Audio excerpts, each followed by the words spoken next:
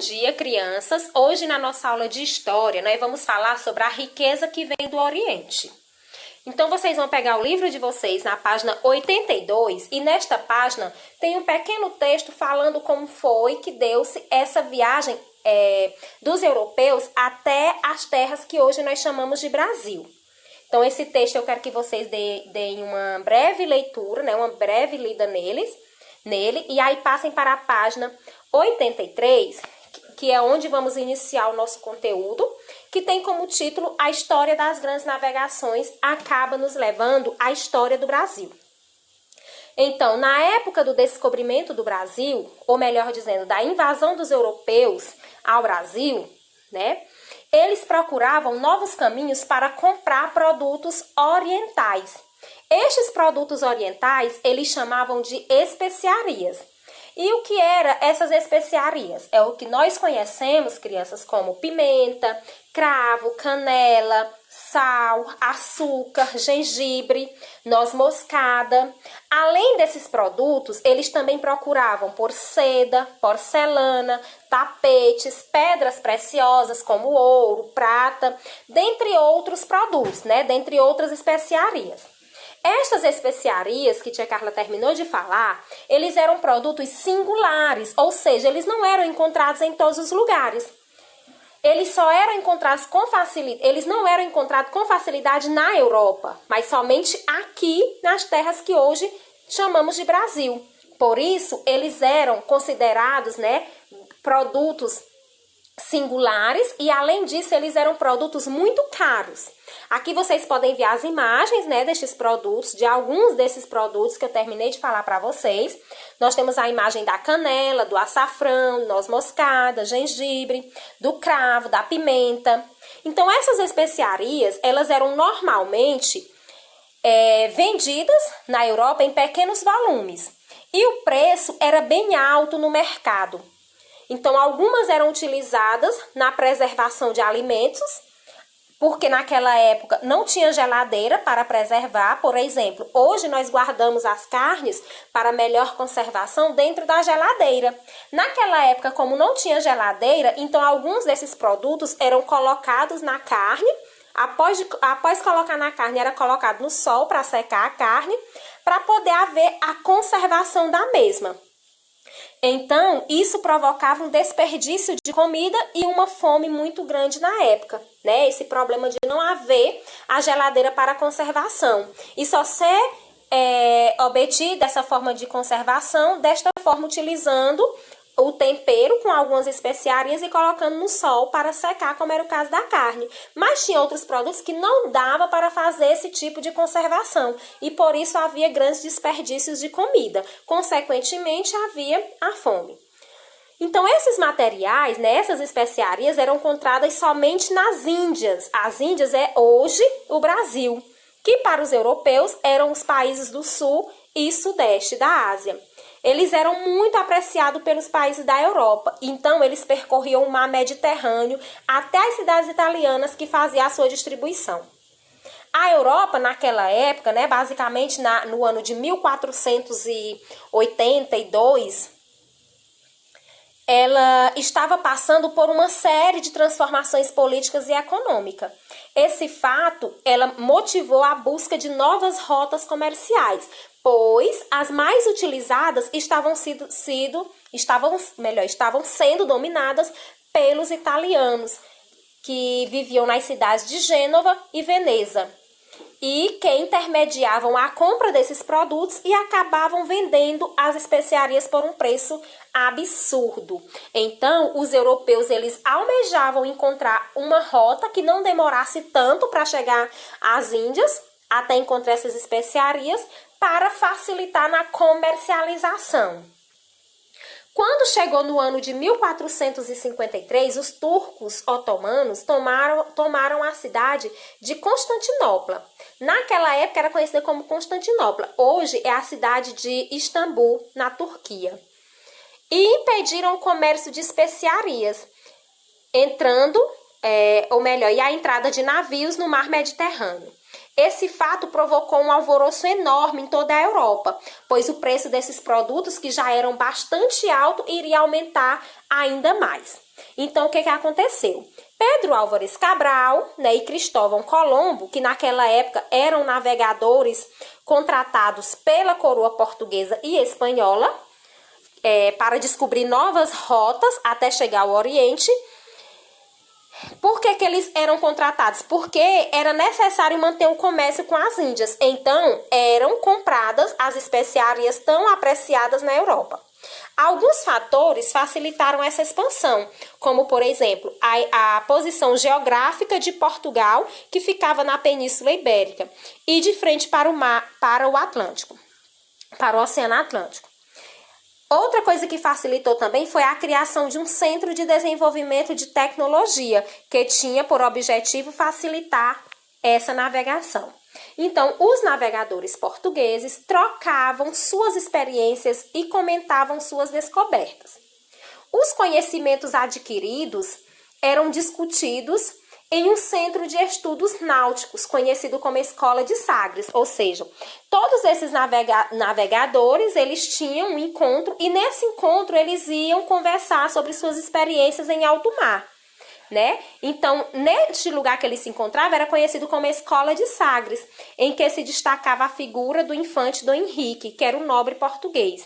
Estudos recentes, né, indicam que essa escola, fisicamente, ela nunca existiu, mas sim um centro de ação, um espírito motivador. Então, lá nesse centro foram desenvolvidas várias técnicas de navegação e instrumentos. Alguns desses instrumentos e técnicas que nós podemos citar é o astrolábio, a bússola, a caravela e também a nau, né? Além da cartografia também. Foi todos esses objetos, instrumentos, né, que Tia Carla terminou de citar, e as técnicas também, foram descobertas nesta época dessa Escola de Sagres. Tia Carla, mas o que é o astrolábio? Eu nunca ouvi falar nessa palavra e já ouvi e não lembro mais. O astrolábio era um instrumento naval bem antigo, usado para medir a altura dos astros acima do horizonte. E a bússola? A bússola é um instrumento principalmente utilizado pelos navegadores. Ela é composta de uma agulha magnética na horizontal, suspensa pelo centro de gravidade, e essa agulha, ela sempre aponta para o norte. Então, os navegadores utilizam a bússola nas suas navegações para poder se localizar em alto mar.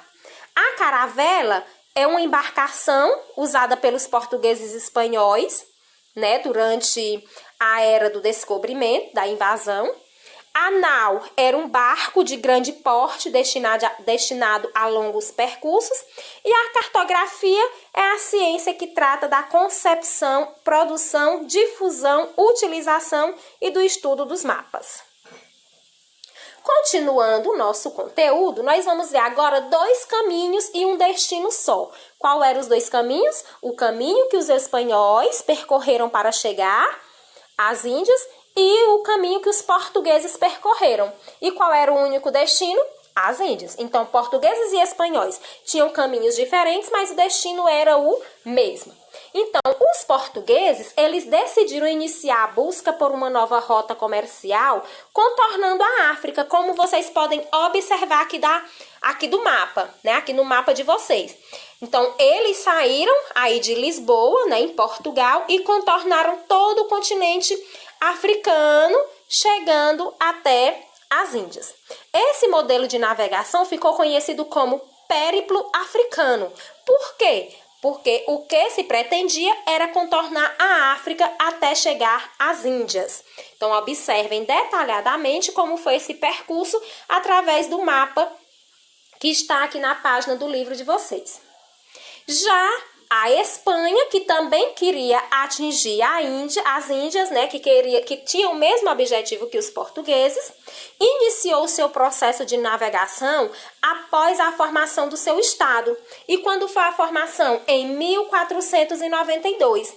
Eles estavam a serviço da Espanha, um navegador genovês, conhecido como Cristóvão Colombo, que em audiência que ele teve com o rei da época, que era Fernando de Aragão, e com a rainha Isabel de Castela, ele conseguiu convencê-los da aprovação de sua viagem, o que na época soava como uma verdadeira loucura.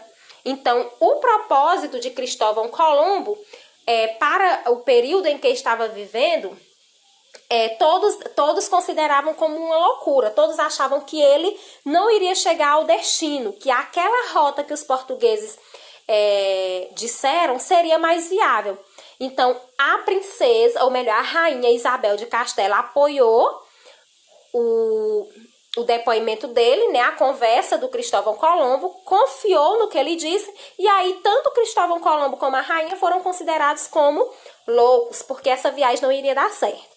Então, Cristóvão Colombo disse à corte espanhola que a terra era redonda e que ele conseguiria chegar às Índias indo do Ocidente para o Oriente e não contornando a África, como disse os portugueses. Então, a reação foi imediata. Muitos riram e disseram que Colombo era louco e que Isabel, que era a rainha, né, também era por acreditar nas conversas dele. Então, a viagem, né, mesmo sendo considerados loucos, eles marcaram a viagem para ter início no dia 3 de agosto de 1492. A tripulação comandada por ele, né, por Cristóvão Colombo, saiu do porto de Palos, na Espanha, e foi rumo às Índias, cruzando o Oceano Atlântico em 3 embarcações. Qual eram essas embarcações? Quem é que lembra os nomes? Era a Santa Maria, Pinta e Nina. Eram as 3 embarcações comandadas por Cristóvão Colombo. Ou seja, rumou ao descobrimento, penetrando no que era mais temido para os marinheiros, que era o Mar Tenebroso. Por que que o mar para os marinheiros era considerado tenebroso? Por causa dos grandes movimentos, né, que havia em alto mar. Quando chegou a pouco mais da metade do caminho, houve um início de motim, pois as riquezas e as Índias não haviam sido encontradas. E os marinheiros estavam bem no meio do mar tenebroso, né? Colombo, com sua determinação, conseguiu acalmar os ânimos, oferecendo àqueles que primeiro encontrasse terra uma recompensa. Então, como ninguém estava acreditando no que Colombo falava, né, eles já foram com medo, porque o mar era considerado perigoso. Então, depois de vários dias viajando e nada de encontrar terra, somente vendo água por todos os lados, todas as pessoas que estavam nas embarcações junto com ele já estavam nervosos, com medo de nunca chegar ao destino final, de morrer em alto mar. Mas Cristóvão, como era bem inteligente, né, conversava com eles, iam acalmando os ânimos dele, né, dando aquela palavra de confiança para que eles continuassem a viagem. Então, mesmo com medo, eles continuavam o caminho, né? E no dia 12 de outubro de 1492, Colombo encontrou uma pequena ilha no Caribe. Como ele acreditava que tinha chegado às Índias, chamou os moradores dessa ilha de índios, né, que foram os primeiros habitantes do Brasil.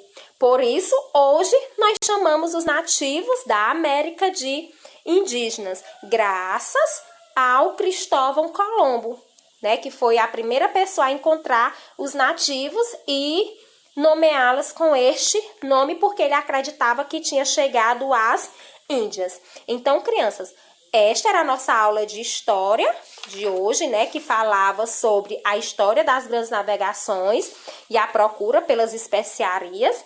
E eu quero que vocês deem mais uma lida no conteúdo, em seguida respondam às atividades e qualquer dúvida, procura a tia, tá bom? Pois tenham todos um bom dia e tchau, tchau.